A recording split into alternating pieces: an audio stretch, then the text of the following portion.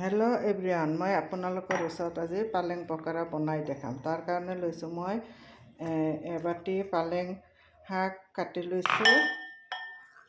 তাৰপিছত লৈছোঁ আধা বাটি চাউলৰ পেষ্ট,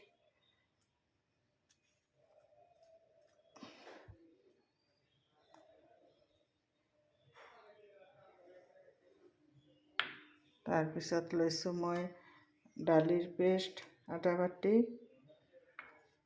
তাৰপিছত লৈছোঁ মই ধনিয়া কাটি লৈছোঁ, তাৰপিছত মই লৈছোঁ পিঁয়াজ দুটা,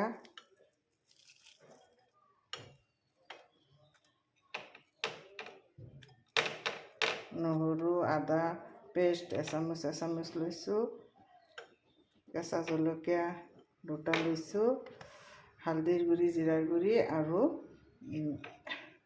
নিমখ। এই নিমখ দি দিলোঁ। এতিয়া হালধিৰ গুড়ি আৰু জিৰাৰ গুড়ি আৰু চব মই এচামুচ লৈছোঁ।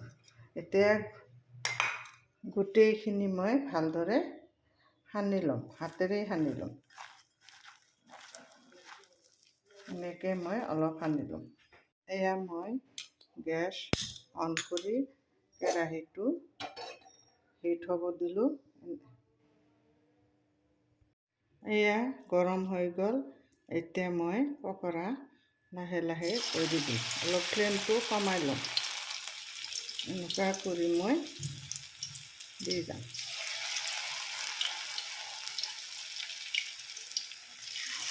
গোটেইখিনি এনেকুৱা কৰি দি দিম। এয়া চব পকৰা হৈ গ'ল। মোটামুটি 7 মিনিট লাগিলে। মই এনেকৈ এতিয়া উঠাই গোটেইখিনি পকৰা মই ইয়াত থৈ দিম। এয়া পকৰা ৰেডি হৈ গ'ল। গৰমে গৰমে পৰিৱেশন কৰক। আপোনালোকৰ ভিডিঅ'টো ভাল লাগিলে লাইক, কমেণ্ট, শ্বেয়াৰ, ছাবস্ক্ৰাইব কৰিব নাপাহৰিব। খোদা হাফিজ।